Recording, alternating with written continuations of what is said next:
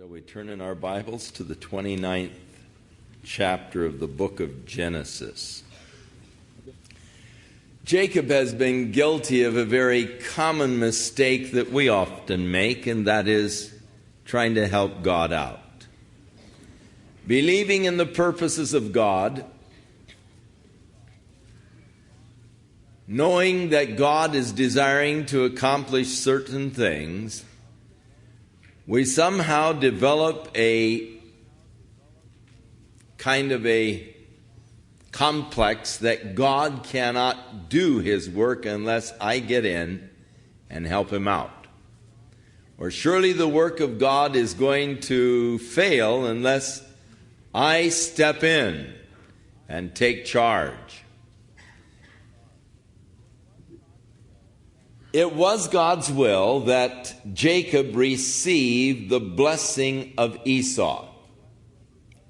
Before he was ever born, when his mother was praying about the problemed pregnancy, God told her that there were two nations in her womb that were diverse from each other, and that the elder would serve the younger. Now, Esau was seeking to reverse that. He was planning to give the blessing to Esau. Isaac was planning to give the blessing to Esau, reversing what God had declared. And Rebekah, knowing that Isaac was planning to bless Esau, and in the blessing he thought he was giving to Esau, he made his brothers his servants. But Rebekah had Jacob disguise himself as his brother, take in goat meat that she had prepared so that it would taste like venison, and with the guise of being his elder brother, Jacob deceived his father, claimed to be his older brother, gave him the goat meat that his mother had prepared to taste like the venison, the barbecue venison that he liked. And Esau ate of the venison, Isaac ate of the venison and blessed Jacob with the blessing he had intended to bless Esau.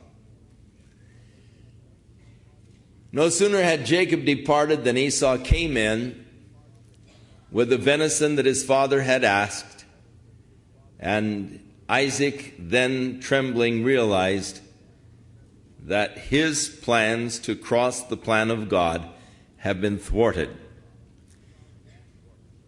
Esau wept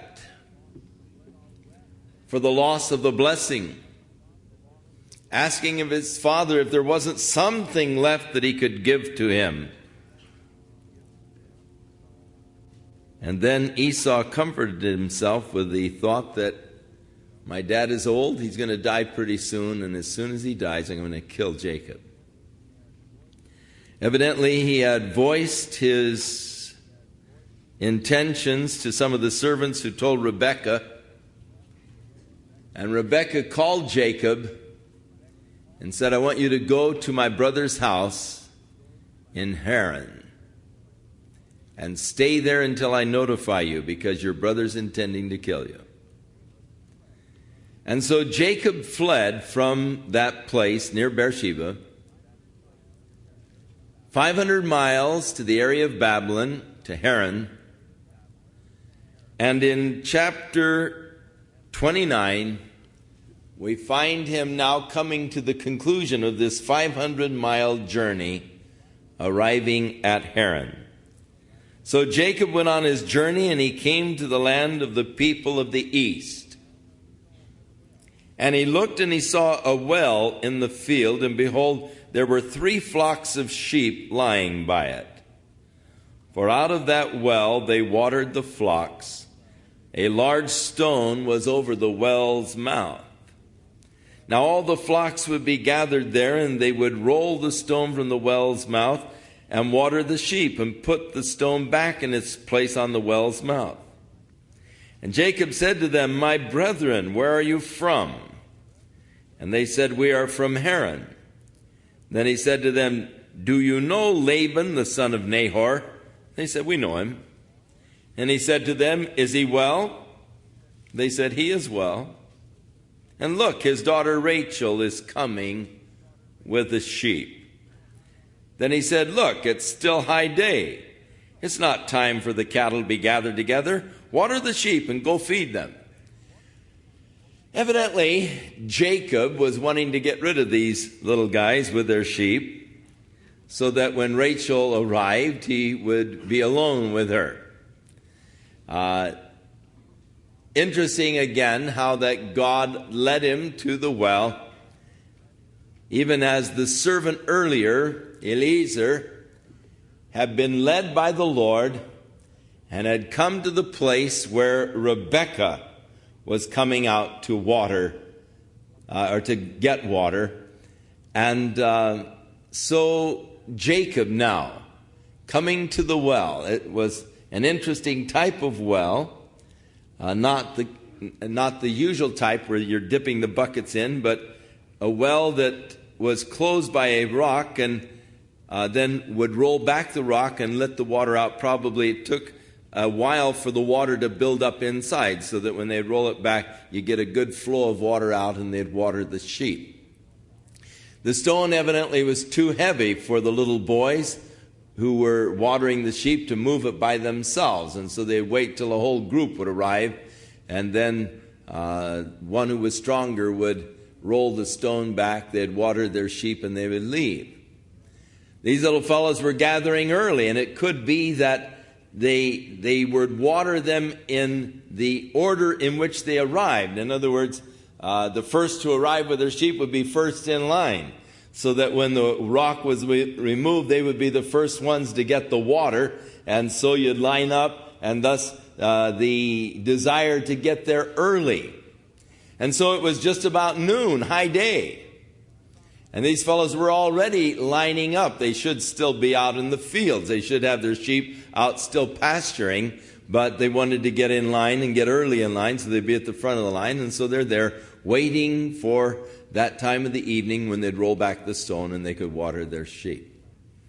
And so they're not that communicative. Jacob comes up and says, Hi, fellas, do you know Laban, son of Nahor? Yeah, we know him. Well, is he well? Yeah, he's well. Hey, there comes his daughter right now with her sheep. So Rachel was a shepherdess, not at all unusual. If you go over to the land today and you observe the Bedouins, quite often the little girls are out tending the sheep. And whenever we go past a flock of sheep and a little girl tending them, our guide will usually say, Now there's Rachel tending her sheep. And it gives you the idea and the concept that of what did exist in that culture. And so Rachel was on her way, and he probably wanted to get rid of these little guys at this point. So he said, Why don't you go out and feed them? They said, We cannot until all of the flocks have gathered together, and they have rolled the stone from the well's mouth. Then we water the sheep. Now while he was still speaking with them, Rachel came with her father's sheep, for she was a shepherdess. And it came to pass, when Jacob saw Rachel, the daughter of Laban, his mother's brother, and the sheep of Laban, his mother's brother, that Jacob went near and rolled the stone from the well's mouth and watered the flock of Laban, his mother's brother. So it was probably a little bit of, macho show-off here. They usually took several guys to roll back the stone, but he sees Rachel and her flock of sheep, so he goes up and he muscles the thing back so that Rachel can water her flock. And then he kissed Rachel, lifted up his voice, and wept. And Jacob told Rachel that he was her father's relative and that he was Rebekah's son So she ran and told her father. Now, I don't know if it happened in that order. If he kissed her first and wept and then told her who he was, or if he told her who he was and then kissed her and wept. But I'm sure that Rachel was probably taken back, at least, by the whole scene. She no doubt had heard the story of her Aunt Rebecca, who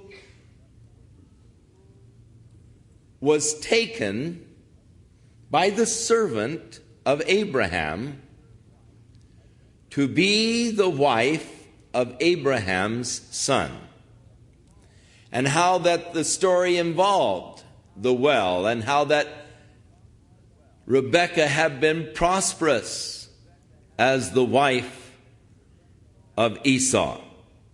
So there was already some romantic connotations in regards to the family of Nahor and the family of Abraham, and they centered around the well. And so here is a relative now of hers. Actually, he is a cousin to her, and he kisses her. He cries with no doubt a cry of just thanksgiving, just overcome with emotion. God has been faithful. God has brought him to the family. And not only that, it says of Rachel a little later on, she was of beautiful form and features.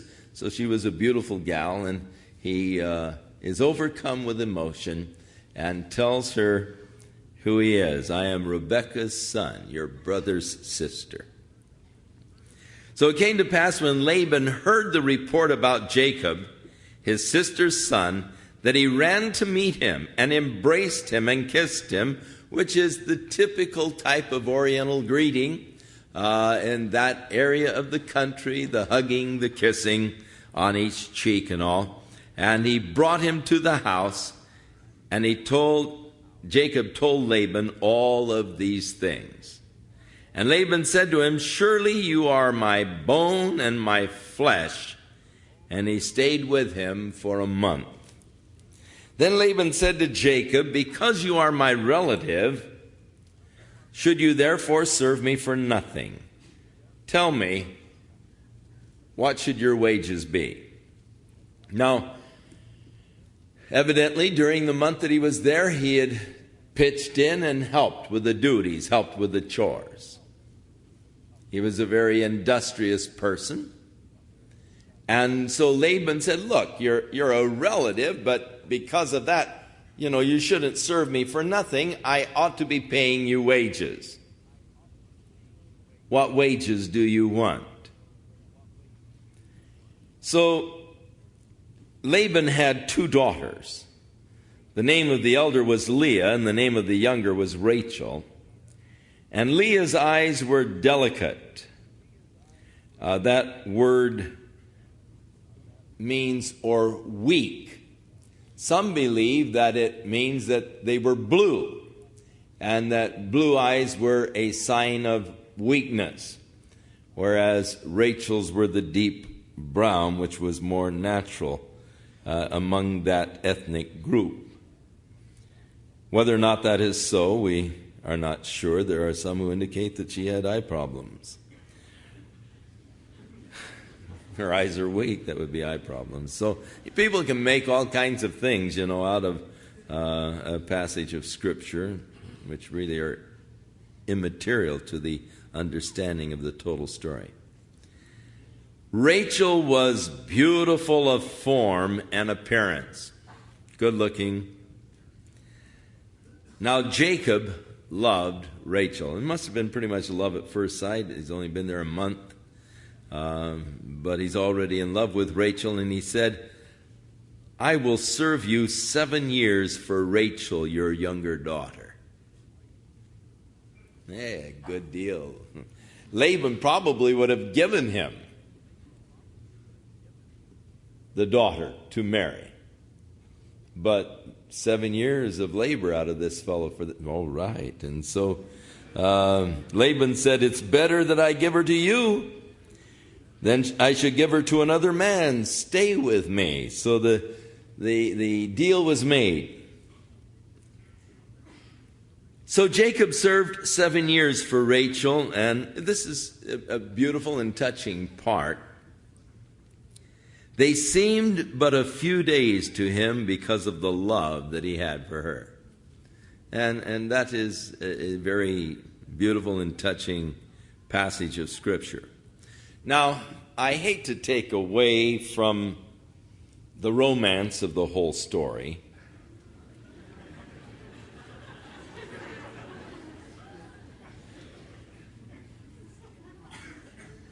Sort of a dirty trick.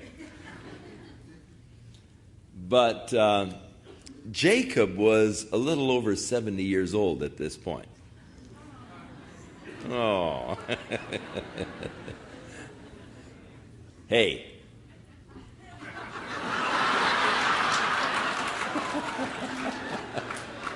Don't knock it.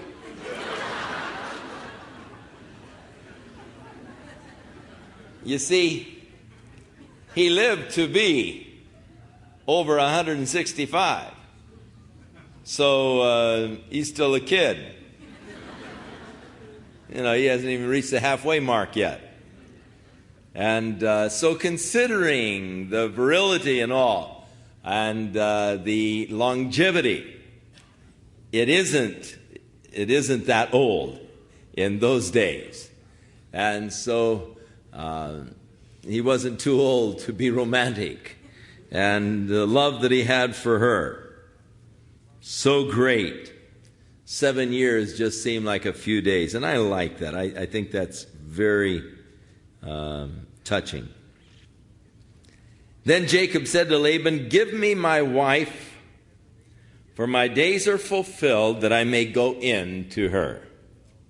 So Laban gathered together all the men of the place and made a feast. Now it came to pass in the evening, after it was dark, that he took Leah, his daughter, and brought her to Jacob, and he went in to her. And Laban gave his maid Zilpah to his daughter Leah as a maid. So it came to pass in the morning that, behold, he looked across in the bed, and it was Leah. And he scrambled out and got hold of Laban and said, what have you done to me? I serve you for Rachel. Why have you deceived me? Interesting, isn't it? He was there running from the anger of his brother Esau because he had been guilty of deceiving his father. Now he himself is being deceived by his father-in-law.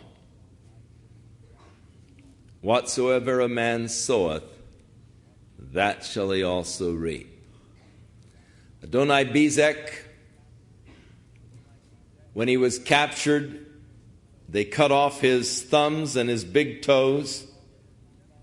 And he said, there have been 70 kings who ate meat at my table, whose thumbs and big toes I have cut off. As I have done, so it has been done to me. A law of life, a law that God has established within nature. Whatever a man sows, that he also reaps.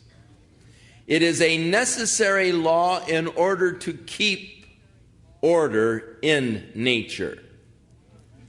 Life would be almost impossible, chaotic at the least, if this were not a law of nature. If you did not reap what you sowed, then the whole agricultural industry would be chaotic. As you go out and plant your beans and you raise carrots.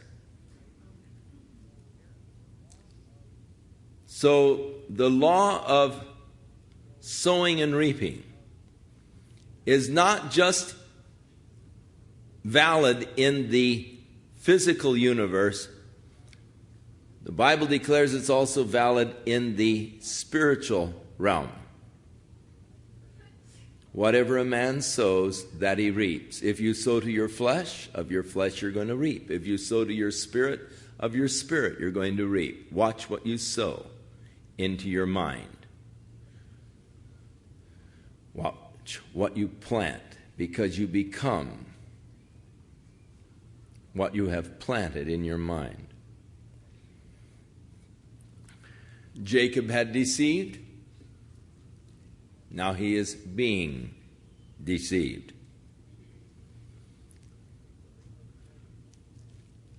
So Laban said, "It must not be done in our country to give the younger before the firstborn. Fulfill her week, and we will give you this one also for the service which you will serve with me still another 7 years." Oh, rip off.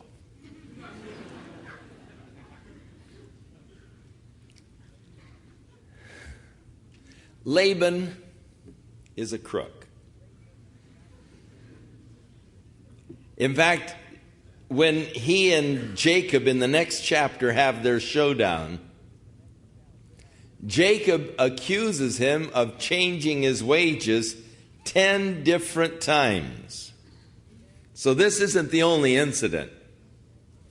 Not the rest of them aren't recorded, but 10 different times Laban changed the wages of Jacob.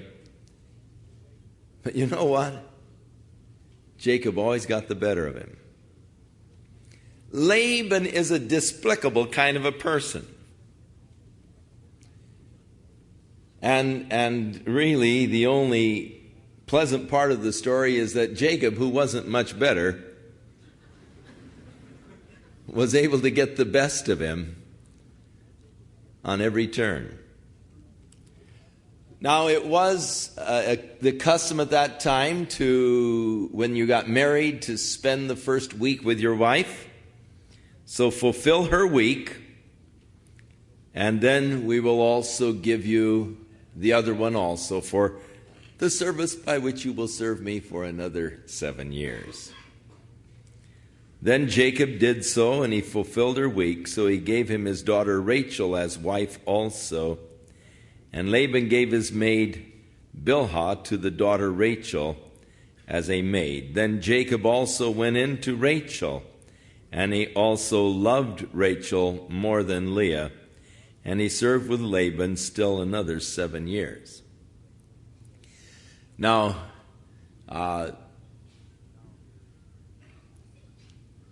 here is the case, of course, of polygamy.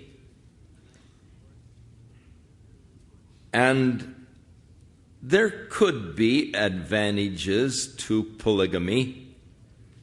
I was in a sociology class in Orange Coast College several years ago, and the professor asked the class if anyone could see any advantage to polygamy. I was probably the oldest student in the class, and I think probably the only one that was married. Most of them were just young college students. And so none of them could see any advantage of polygamy, and I spoke up and I said, well, I can see, if you just want advantages, I can see where there could be advantages to polygamy. I mean, you could have one who was a gourmet cook, keep her in the kitchen. 2 or 3 that were executive-type secretaries, send them to work so you'd, have the payroll coming in. And then you could have one that's just extremely beautiful to lounge around with all day while the others bring in the work and the one brings in your treats, I mean, I can see that you could have advantages to having many wives. But I said I can also see disadvantages. And I think that the disadvantages would outweigh the advantages. I mean, to keep one woman happy is more than a man can do.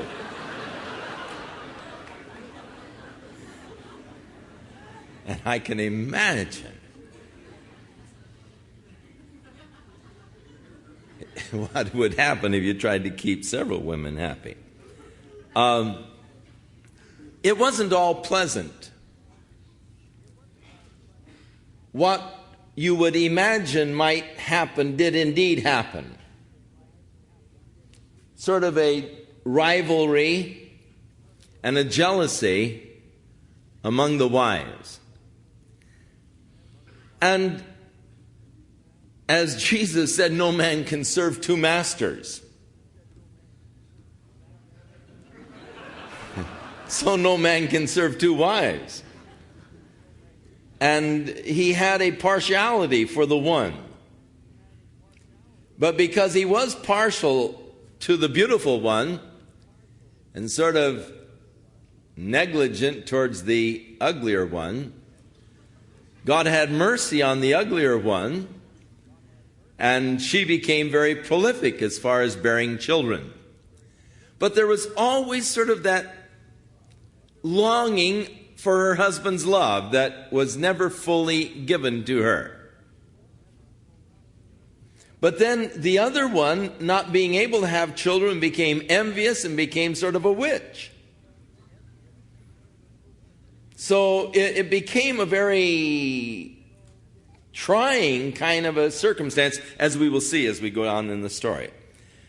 Now, when the Lord saw that Leah was unloved, and that's a terrible position for a woman to be in, married to a man, he opened her womb, but Rachel was barren.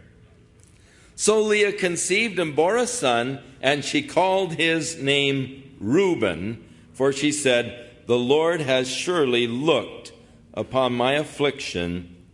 Now therefore my husband will love me." And that's pathetic. It's sad. "I've borne him a son, surely now he will love me." She called his name Reuben, which means, "Look, a son," because she said, "The Lord has looked upon my affliction." So she named him Look, a son, hoping that the birth of this son would bring to her her husband's love. Then she conceived again and bore a son and said, "Because the Lord has heard that I am unloved, he has therefore given me this son also." And she called his name Simeon, which means hearing. So God has seen. The first son, look. The second son, God has heard my cry. And so she called him hearing. God sees, God hears. And so the first two sons, named after the distress of her own heart for the lack of love that she is receiving from her husband. God sees me. God's heard me. And she conceived again and bore a son and said, "Now this time my husband will become attached to me. Surely, he'll start living with me now, or he'll become attached or joined to me." So she called him Levi, which means joined. Again, expressing that yearning for the love of her husband. And she conceived again and bore a son and said, "Now I will praise the Lord." Therefore she called his name Praise, Judah. Then she stopped bearing. So in rapid succession, probably in a 4-year period of time, she bore him 4 sons, while Rachel remains barren. Now, in that culture, the greatest thing that a woman can do is bear a son for her husband. I mean, that's just primo, when you can give your husband a son. In that culture, if you are unable to give your husband a son, then you can actually be divorced. If all you bear is girls, he can divorce you. If you cannot bear children, he can divorce you. Bearing him a son, just considered the greatest. We're talking with Major Haddad in Lebanon, who had 4 beautiful daughters, beautiful young girls. He was expecting his 5th child. He said, "Pray that God will give me a son."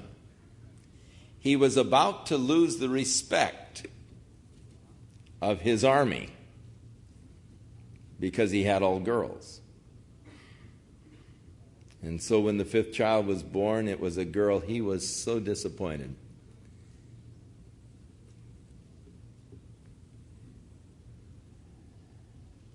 It's still that way in that culture today. Having a boy is so. In that culture, when a girl goes into labor, everybody would come over. They'd bring the goodies, the band. When the midwife came out and said, "It's a boy," they'd strike up the band, they'd have their dances, they'd drink and have a big party. If the midwife came out and said, "It's a girl," they'd fold up everything and go home.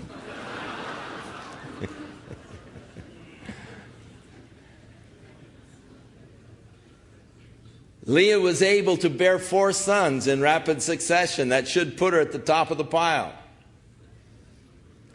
She was hoping that it would. Now surely my husband will be attached to me. And so every time she called Levi, "Come here, attached," hoping that Jacob would catch on and become attached to her. Now when Rachel saw that she bore Jacob no children, Rachel envied her sister. And so the problem between these sisters of envy, jealousy. And she said to Jacob, she became sort of witchy, she said, "Give me children or else I will die." The envy didn't really bring her much comfort from Jacob. Her attitude caused his anger to rise against her. And he said, "Am I in the place of God who has withheld from you the fruit of the womb?"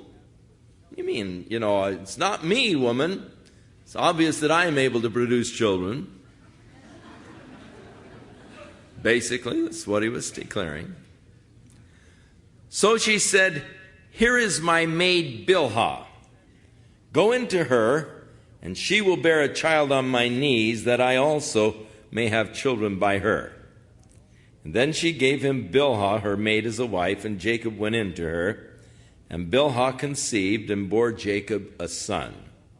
And Rachel said, "God has judged my case, and he has also heard my voice and given me a son." Therefore she called his name Judged, Dan, which means judged. God has judged my case, or judgment. And Rachel's maid Bilhah conceived again and bore Jacob a second son. Then Rachel said, "With great wrestlings I have wrestled with my sister, and indeed I have prevailed." So she called his name Wrestlings, Naphtali, which means wrestlings. And so interesting how that the children were named after hopes, aspirations, or after circumstances of their birth. Now Leah saw that she had stopped bearing, and look at the competition. You don't read of Jacob complaining, though, interestingly enough.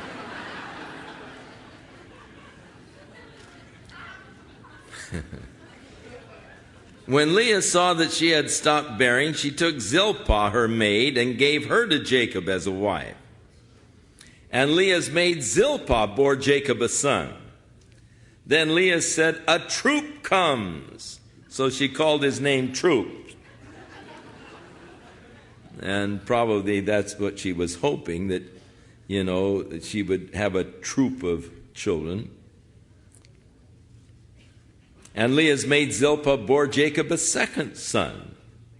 Then Leah said, I am happy, for the daughters will call me blessed. So she called his name Happy, Asher. Sounds like the seven dwarfs in a way, doesn't it? Happy, higher, dwelling, troop, wrestling's judgment, praises.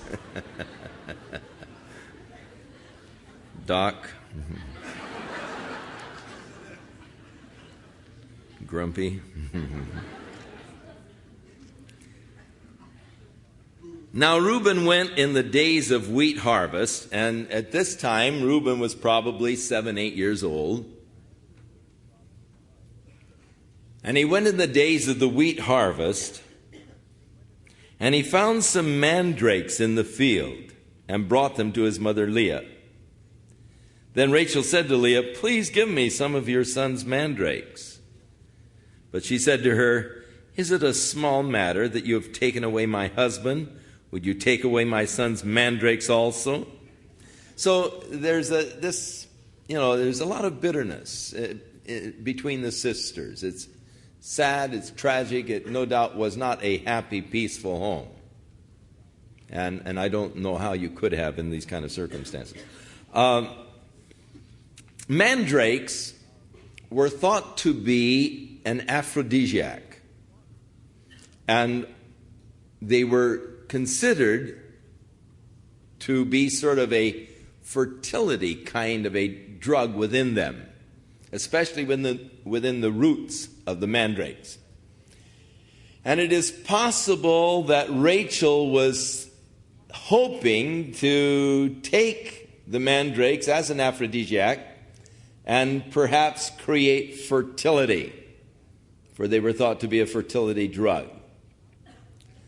And so when Reuben found the mandrakes in the field, brought them home to his mother, Rachel said, oh, I'd like to have those mandrakes. And Leah retorted, hey, isn't it enough that you've taken away the husband? Now you want my son's mandrakes also?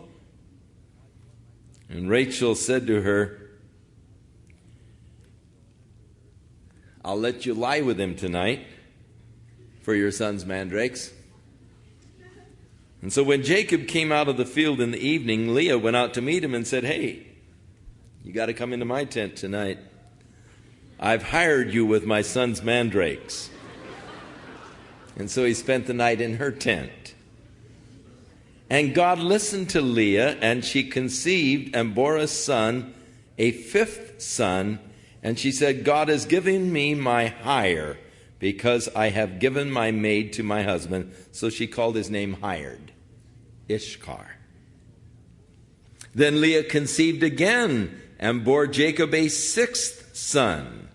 And Leah said, God has endowed me with a good endowment. Now my husband will dwell with me, because I have borne him 6 sons. So she called his name Dwelling, hoping that her husband would now dwell in her tent because she was able to produce so many children. Still, the sadness persists. After that, she bore a daughter, puts her out of the ball game, called her name Dinah. And imagine what it must have been for that little girl with all these brothers now, some 10 brothers. And so she no doubt had a pretty good life. The brothers loved her very much, very jealous for her, as we'll find later in the story. Then God remembered Rachel, and God listened to her and opened her womb. And she conceived and bore a son, and said, God has taken away my reproach. So she called his name Joseph, and said, the Lord shall add to me another son. And so in hope and in faith, she called his name Adding. God will add another son. And indeed, she did have one more son after they had returned to the land of Israel and were in the area near Bethlehem. Her second son was born, the 12th son to Jacob. And in the childbirth, Rachel died. And so as the child was being born and she was having such a difficult time in delivery, she called his name Benoni, the son of misery. But Jacob changed his name to Benjamin, the son of my right hand. So it is true, God did add to her one more son. So she named him adding, in hopes and faith that God would add one more son. Now it came to pass, when Rachel had borne Joseph, that Jacob came to Laban and he said, "Send me away, that I may go to my own place and to my own country." So now he has 11 sons, and he wants to go back home. The 2 wives and their 2 maids. And he's asking Laban to send him away. "Give me my wives, my children, for whom I have served you, and let me go, for you know my service which I have done for you." So I've fulfilled my obligation. I've put in the 14 years. Laban said to him, "Please stay, if I have found favor in your eyes, for I have learned by experience that the Lord has blessed me for your sake." The word translated experience there is the Hebrew word for enchantments. And it is possible that he is saying, "I have learned by enchantments that the Lord has blessed me for your sake." He was involved in the worship of false gods. He had perhaps gone in to one who was a diviner in divination or enchantments to try to learn the reasons for his success. And he learned by it that Jacob was the reason for God's blessings. That the Lord has blessed me for your sake. Then he said, "Name me your wages and I will give it." Now earlier he had said that and he got a good deal. You know, "I'll serve you 7 years for your daughter Rachel, your younger daughter." And I'm sure that was far more than what Laban was expecting. And so knowing that Jacob is sort of a soft touch in the fact of naming his own wages, he again says, "Name your wages, stick around. I've found that I've been blessed because you're here, and so name your wages." And I'm sure that he could hardly believe his ear when Jacob named his wages. He said to him, "You know how I've served you, and how your livestock has been with me. For what you had before I came was little, and now it's increased to a great amount." So Jacob is reminding him, "Hey, you didn't have much when I came, and now you've got a lot. The Lord has blessed you since my coming, and now when shall I also provide for my own house?" You're a wealthy man now, but I don't have anything for myself, for my own labors. So he said, "What shall I give you?" And Jacob said, "You shall not give me anything. If you will do this for me, I will again feed and keep your flocks. Let me pass through all your flock today, removing from there all of the speckled and spotted sheep, and all of the brown ones among the lambs, and the spotted and the speckled among the goats, and these shall be my wages. So my righteousness will answer for me in the time to come, when the subject of my wages comes before you. Every one that is not speckled and spotted among the goats and brown among the lambs will be considered stolen if it's with me." Laban said, "Oh, that it were according to your word." All right, that sounds like a good deal. What he was saying is this: you go through the flocks now, and you remove all of the speckled and spotted among the flocks and all of the brown lambs. And the solid colors, they become yours. You take out now the speckled and spotted, so that there is no chance for them to breed with the solid colors.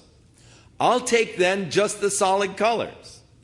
And whatever are born from these solid colored animals, they become my wages. The speckled and the spotted ones born from the solid colored animals. So Laban took all of the speckled and spotted ones out, and he gave them to his sons, and he said, now stay at least 3 days' journey away from Jacob. Don't let the flocks intermingle. He thought, man, I've got it made, you know. He's going to remove all the spotted and speckled. There will be no interbreeding. All he gets then is the spotted and speckled ones born now from these solid colors. And he really thought that he had a deal. That Jacob's got to be a fool, you know. And man, I've got this guy. And he really figured that he had it made. So he ordered his sons, now you always stay at least 3 days away, 3 days' journey away from his flock. Keep those spotted and speckled ones away so they can't interbreed with those solid colored ones.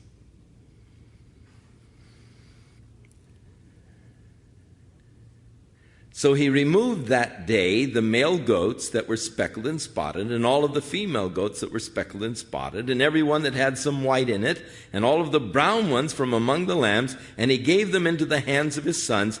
And then, to make sure, he put 3 days' journey between himself and Jacob fed the rest of Laban's flocks.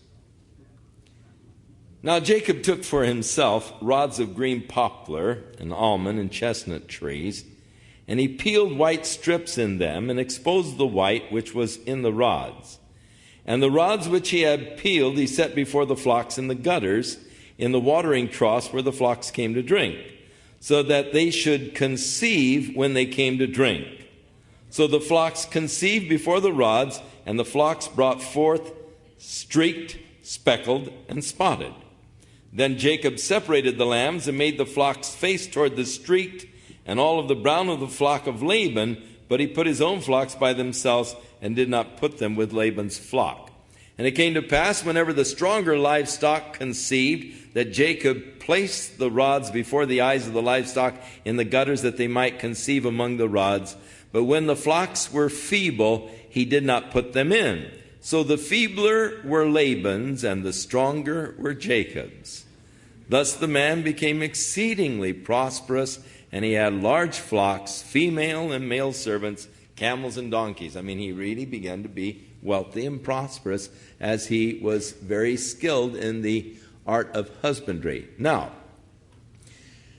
there are those who would criticize the account at this point because they say that Jacob believed in prenatal marking, that by putting these striped rods, that he was able, he thought that he could then, in this prenatal suggestion, create the striped and the speckled offspring.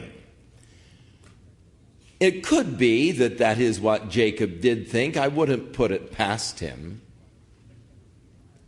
However, you must realize that this fellow has about 80 years of experience at least in husbandry, in the observation of the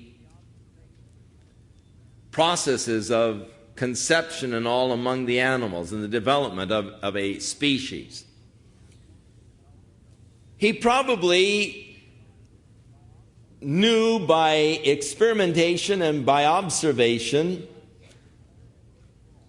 what has come to be known as the Mendelian law concerning the dominant and recessive genes. And knowing that even in the solid colored animals there could be the recessive spots and stripes. The King James translates the word yacham as conceived.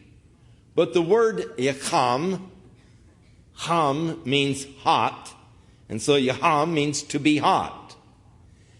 And it is more likely understanding a little bit about animal reproduction, he knew that as the animals came in for the watering, when the white striped branches were placed in front of them, that somehow it created them, or it caused them to come into heat, and thus to reproduce.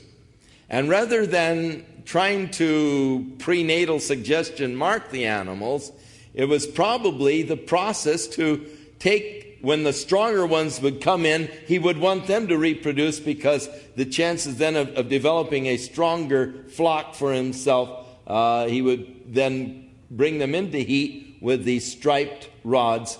And it was the Lord really who gave him these strong spotted and speckled ones, because later on Jacob himself acknowledged that it was God who had prospered and blessed him. As he was returning, he said, Lord, I am not worthy the least of thy mercies that you have shown unto me. When I passed over this river running away, I had only my rod in my hand. That's the only possession I had, was just my walking stick. And now I'm coming back, and look, I've got so many sheep and oxen and camels and all that I have to separate them into two companies in order to travel. And he was overwhelmed with the grace of God and the mercies of God towards him. And he acknowledged that it was God who had granted him the success and the wealth, and not his own devices.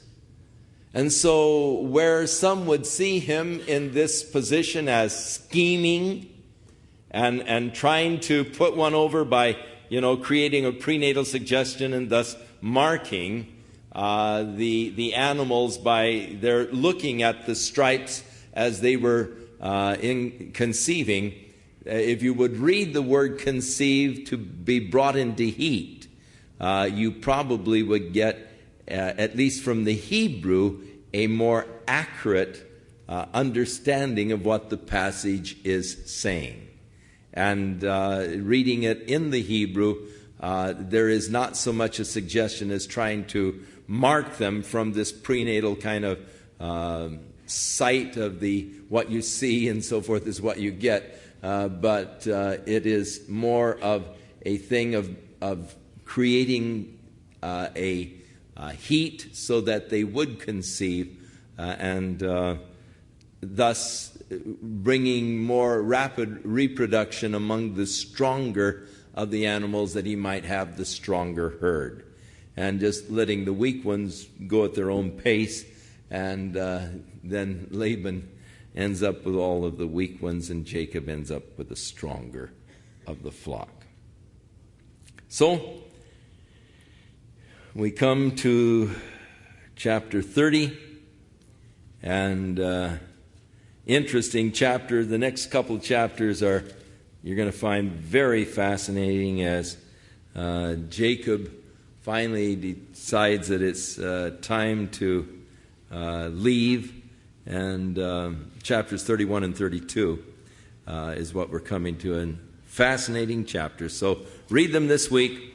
Next Sunday night, we continue our study, and what fascinating parts we come into next week. Tonight was a heavy. I mean, what can you say about wives that are competing with each other, for kids, and a guy who is pretty shrewd in his husbandry. But next week we get into some real great stuff to deal with. May the Lord bless you now, keep you in his love, fill you with his Spirit, guide you with his wisdom, anoint you with his love, that you might share with others the glorious news of God's love and grace towards man through Jesus Christ, his Son.